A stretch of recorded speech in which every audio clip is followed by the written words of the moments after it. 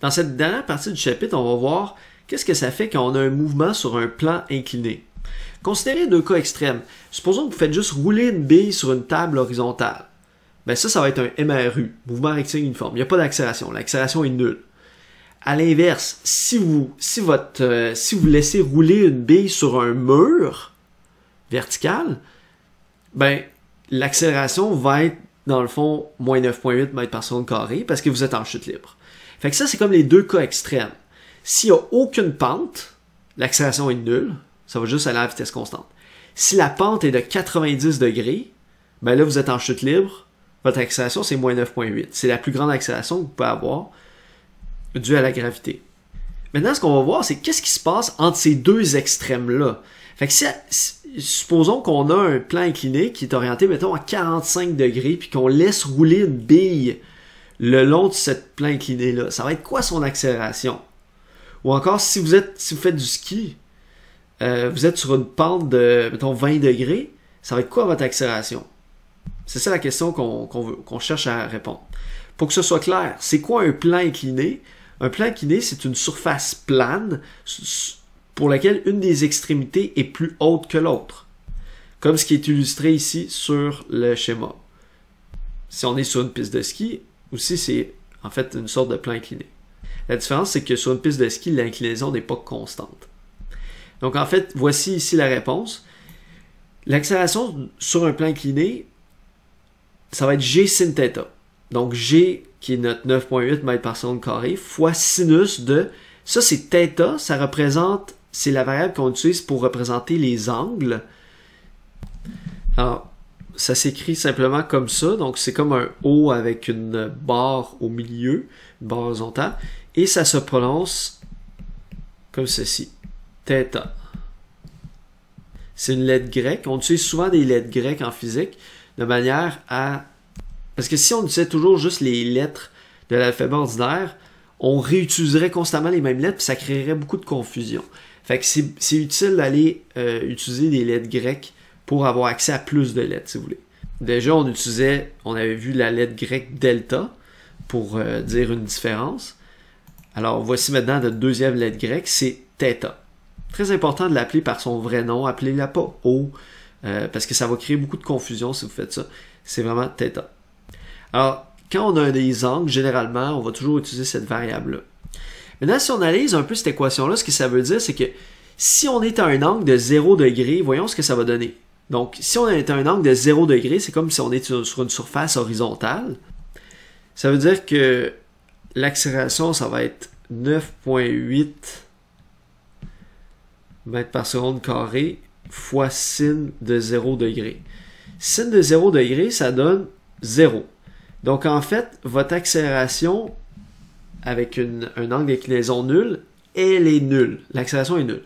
Et c'est pas surprenant. On le sait par expérience. Si on fait rouler une bille sur une table horizontale, elle va pas accélérer. Elle va juste continuer à vitesse constante à cause de son élan. Fait que ça fonctionne. C'est logique.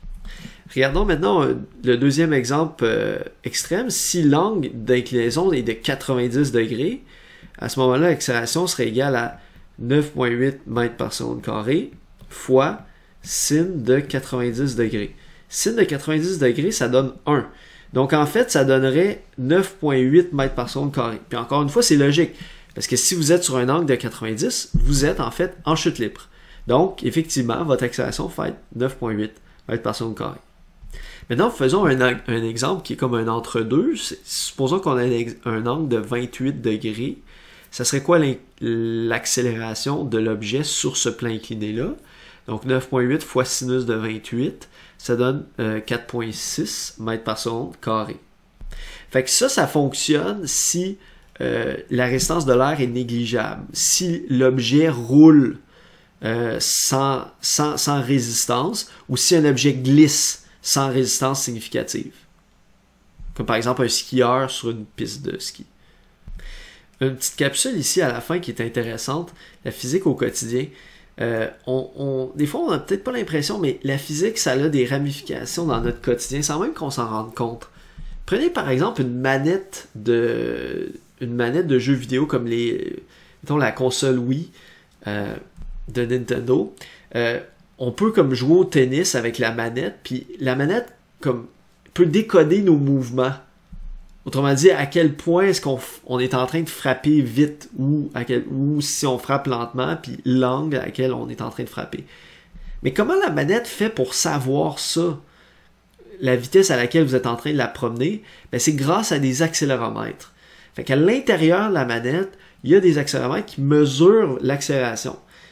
Et de l'accélération, ben, comme on l'a vu ici, si on sait c'est quoi l'accélération en fonction du temps, on peut faire des airs sous la courbe pour trouver c'est quoi la vitesse de la manette en fonction du temps. Puis si on fait des airs sous la courbe de la vitesse en fonction du temps, on peut déduire c'est où est-ce qu'elle est, sa position en fonction du temps. Donc simplement en mesurant l'accélération de la manette en fonction du temps, simplement en faisant certains calculs, on peut savoir à tout moment c'était quoi sa vitesse puis où est-ce qu'elle est dans l'espace.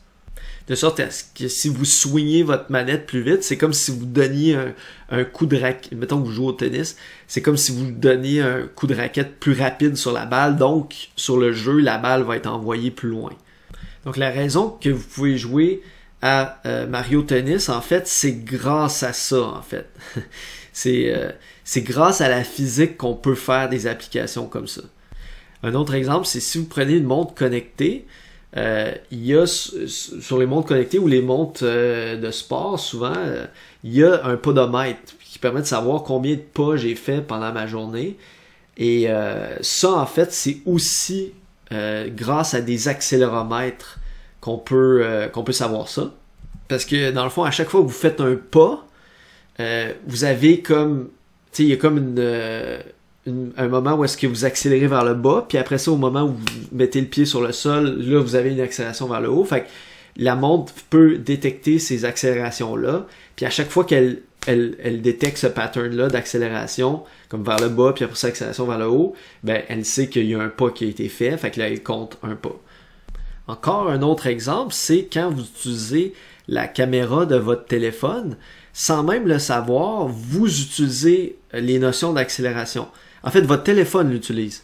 Parce qu'on sait que quand on prend une vidéo avec un téléphone, ben, on bouge. D'abord, la main va bouger, puis on tremble un petit peu, des fois. Fait que ça affecterait la qualité de la vidéo. Okay? La vidéo serait beaucoup moins agréable à regarder s'il y a des tremblements dans l'image, ou si ça bouge, si l'image bouge trop. Alors, automatiquement, les téléphones vont faire des correctifs par rapport à ça avec des accéléromètres qui sont dans le téléphone. Donc, lui, il peut détecter le mouvement, encore une fois, du téléphone grâce à ça. Encore une fois, avec l'accélération, il sait c'est quoi la vitesse. Avec la vitesse, il sait c'est quoi le déplacement. Fait qu'il peut savoir comment bouge la caméra, puis modifier un peu l'image qui est enregistrée pour annuler l'effet de ces tremblements-là ou de ces mouvements-là de la main qui tient le téléphone. De manière à avoir une image qui est plus belle, qui est plus agréable à regarder, plus stable. Et aussi plus nette. Parce qu'un tremblement va affecter la netteté de l'image. Et là, on vous a nommé seulement 3 exemples, mais il y en a une foule d'autres. Sans même le savoir, la physique fait vraiment partie de notre quotidien. Puis on va donner beaucoup d'autres exemples comme ça au fil du cours.